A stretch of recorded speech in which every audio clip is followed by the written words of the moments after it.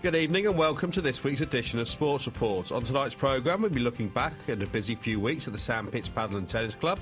We'll be rounding up the senior football news with a match report on the much-anticipated clash between College Europa and Lincoln. I'll be touching base with Leslie Asquez, Gibraltar football's grassroots manager, with all the facets of the beautiful game now underway. And we'll be rounding up the rest of the Rock's current sporting news at the end of the programme. We start, however, with netball. It wasn't only our national football squad who were in Dublin 2 weeks ago competing on the international stage. Our national netball squad were also competing as they faced Switzerland and the Republic of Ireland in a World Ranking Challenger Series. It was a tough ask for our netballers, but whilst they lost their 4 games played, there were plenty of positives to take from the competition. On the team's return, Richard spoke to Nadine Pardo-Zamit, who travelled with a dual role. Nadine was the squad's team manager, and she was also there to continue her development as an umpire within the European and World game. Well, I think it must be said this is exciting times for netball in Gibraltar. There's a lot of development in all areas to do with netball, and there's a lot of excitement in the membership. We've got coaching workshops going on, there's an umpiring progression, and in terms of the squad, well, we have a 4-year plan, and this international ranking games is part of our plan, part of our 4-year plan. Now, you were up against Switzerland. You played Switzerland twice, in fact, also the Republic of Ireland and Northern Ireland. We can sort of push the results to one side. They didn't go our way entirely, but we can look at the performances of the squad and what they actually came back with from that tournament. Well, yes, we were hoping to be able to give Switzerland a good match. The team that came to Republic of Ireland wasn't the team we saw in 2012. In fact, I believe that all of the team members got a cap for this match, which meant this was the first time they were representing their country. I think it's important to say that I was very proud to see that all of our Gib squad were Gibraltarians born and bred. Switzerland, I can say that my understanding that wasn't the case. I believe there was 2 Swiss nationals, but the rest of them are residents and have been for 3 years. Putting that aside, Gibraltar really did their best.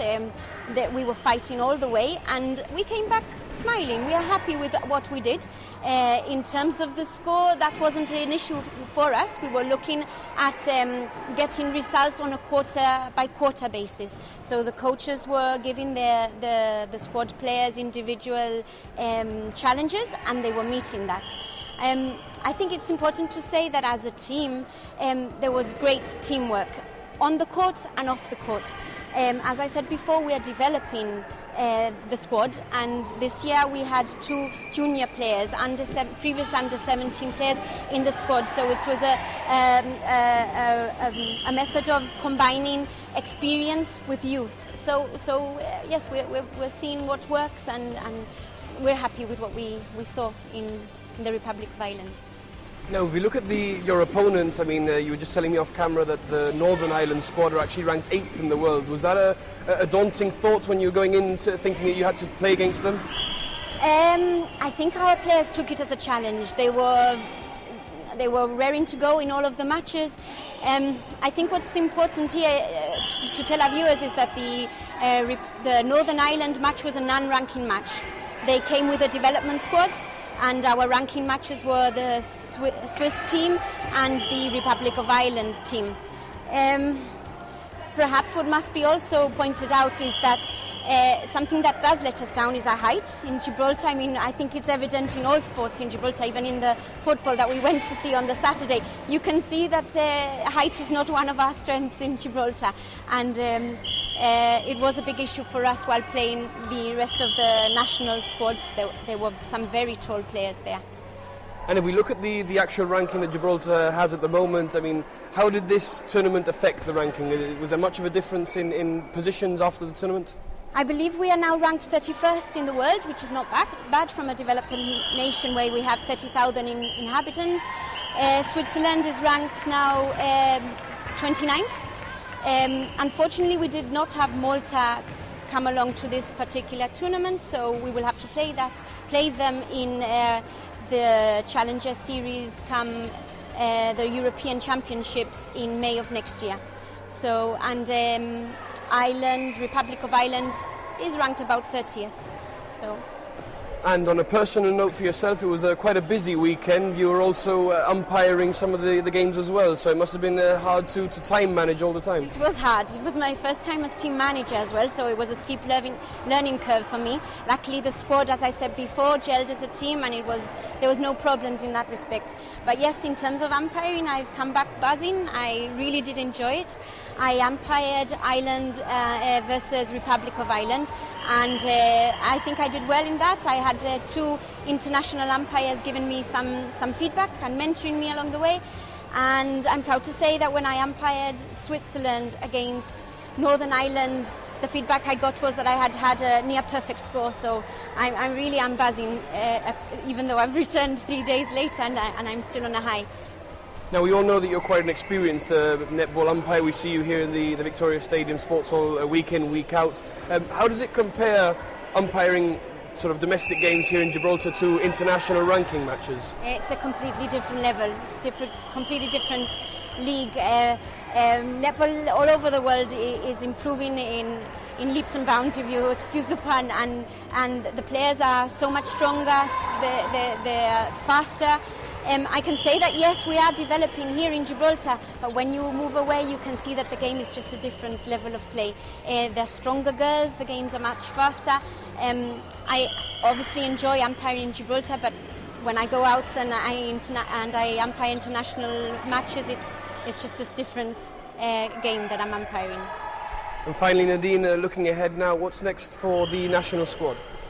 We've got a very busy year ahead of us. We're looking to send our under-14s to internationals in Paris. I believe that would be in March.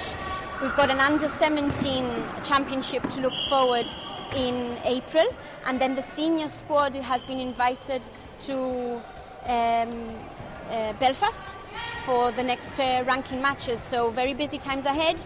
Everyone is rearing to go, and we've already told the squad that come the end of midterm we will already start our training. All facets of football are now up and running on the Rock. This weekend saw week 4 of the new season schedule. However, Friday night's match between Links and St Joseph's failed to take place, with the game abandoned 15 minutes before kick-off due to fog. Attention then turned to Saturday's matches, with Glasses earning their first points of the season, winning in the last minute 2-1 against Lions. The main match for round 4 saw league leaders College Europa face league champions Lincoln Red Imps, as Richard reports. Saturday's 7:30 kick-off saw the biggest clash of the season so far, as the reigning champions Lincoln faced the current league leaders College Europa. A much-anticipated game between Gibraltar's first ever representatives in the Champions League and Europa League respectively. Lincoln have been a bit slow out of the blocks under the new manager this season, winning just 2 from 3 after losing 1-0 to Links in their first game of the new campaign. College, on the other hand, have had a flying start, winning 3 out of 3, whilst not conceding any with Jamie Hrova in goal. But on Saturday he was replaced by Matt Kafer, whilst Navas is still first choice at Lincoln. From the start, the Red Imps were dominating the ball, and Brian Perez was evidently the target man on the left for the long balls forward. On one occasion he linked up well with Liam Walker, but there was rarely anyone in the box to capitalise any attack down the flank. There was a lot of action on the benches too early on, as both Spanish managers were on foot regularly, barking out orders and instructions. Just a reminder to me of how much I miss hearing instructions being given in English. Lincoln got their first clear chance of the game 15 minutes in, when Lee Casiaro played the ball out right to John Paul Duarte. Duarte got a shot on target from a slight angle, but was unable to trouble the keeper. College, however, also enjoyed a period of good interlinking football out on the far side, but the Lincoln defence did well to break down the attack before it entered the box. This was followed up by an excellent chance for Jamie Vosio to open the scoring. Certainly the best chance of the game for College.